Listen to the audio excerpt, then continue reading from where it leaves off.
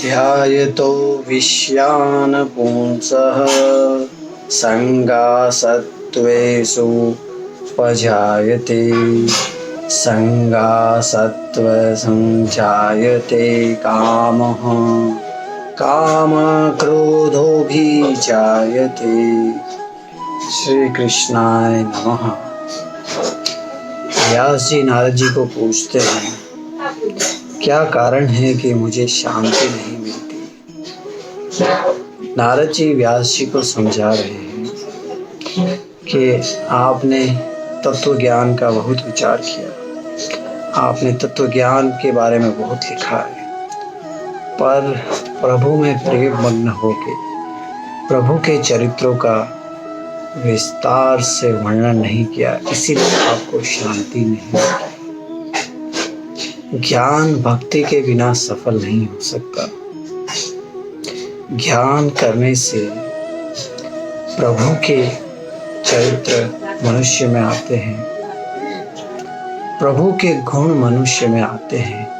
प्रभु की भक्ति करने से जैसे हम किसी से इंस्पायर होते हैं, हम उनका चिंतन करते हैं, मनन करते हैं, उनके विचारों को सुनते हैं, तो उनके गुण हम में आने लगते हैं। उसी तरह प्रभु की भक्ति करें। प्रभु सर्वश्रेष्ठ है, प्रभु प्रेम से भरे हैं, प्रभु की सब लीलाएं प्रेम से भरी है। श्री कृष्ण चरित्र की शुरुआत होती है पूतना से। पूतना राक्षसी है, कंस ने उसको भेजा है। पूतना श्री कृष्ण को मारने के लिए आई है। श्री कृष्ण पूतना को देखते हैं और कहते हैं, मैंने आपको माँ माना है। पूतना कहती है, मुझे कोई पुत्र नहीं है। पूत का शब्द होता है संतान और ना यानी नहीं, मुझे कोई संतान नहीं है। श्री कृष्ण कहते हैं कि मैंने अब आपको माँ माना है। पूतना कहती, ओहो कितना सुंदर बालक है, कितना भोला बालक है, मुझसे प्रेम करता है, मुझे माँ मानता है। पूतना ने कहा, बेटा आप मुझे माँ मानते हो, पर मैं आपको विष देने आई हूँ, मैं राक्षसी हूँ। श्री कृष्ण कहते हैं कि अब आप विष दो या कुछ भी दो, मैंने आपको माँ माना है, जो भी आप दोगे मैं उसे स्वीकार करूँगा। पूतना विष देती है। पूतना स्तन पर विष लगा के आई है। पूतना मुंह में स्तन देती है, विष देती है। वासना यही विष है। प्रभु विष को खींच लेते हैं पूतना के। श्री कृष्ण की अतिशय भक्ति करो तो वासना रूपी विष को श्री कृष्ण खींच लेते हैं।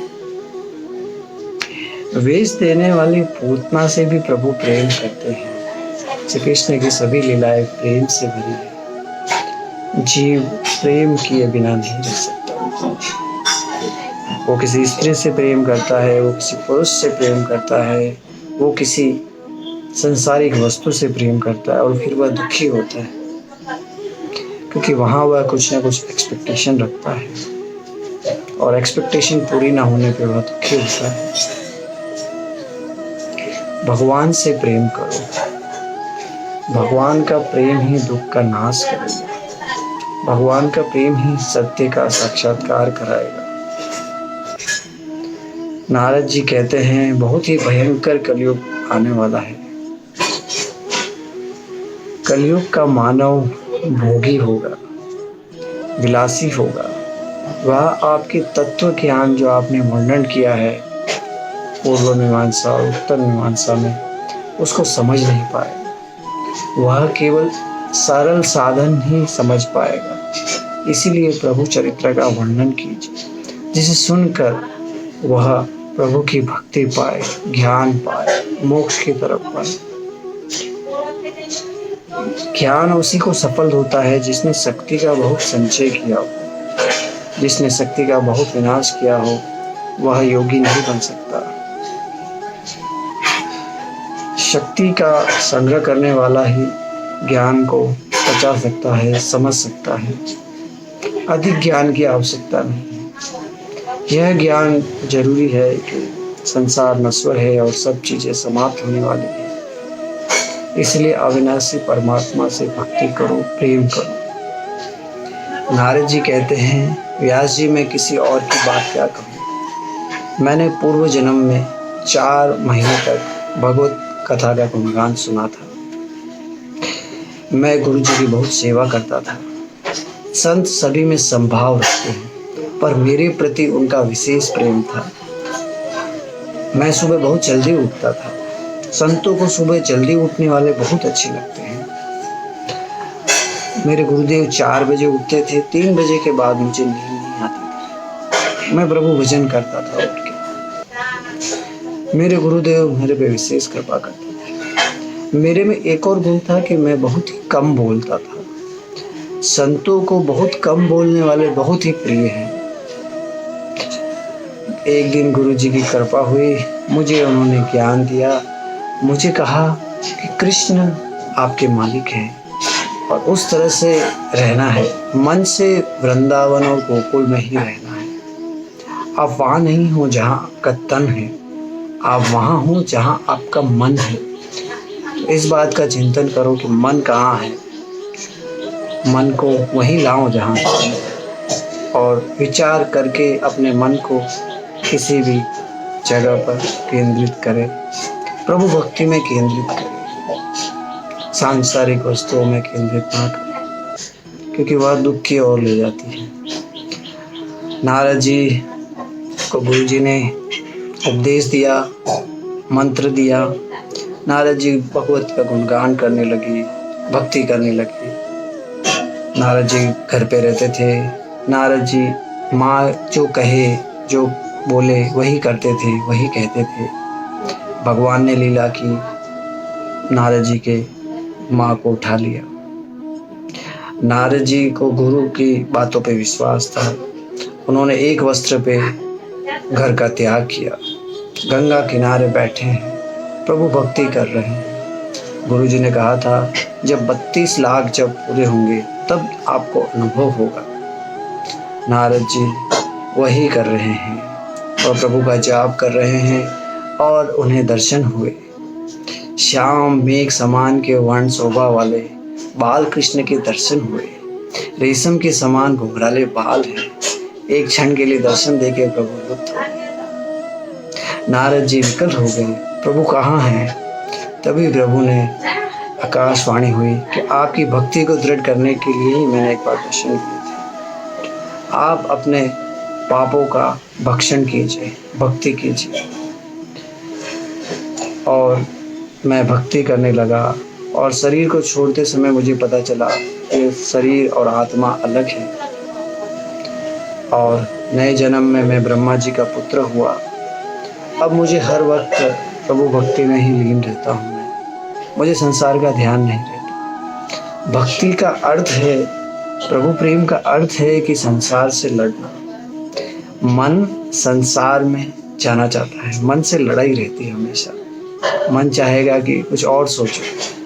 भक्ति करते समय, माला फेरते समय, प्रभु भजन करते समय भी मन कुछ और विचार करता है। यही है लड़ाई, इसी लड़ाई को जीतना है। नारद जी कहते हैं, एक बार वह गोलोक है।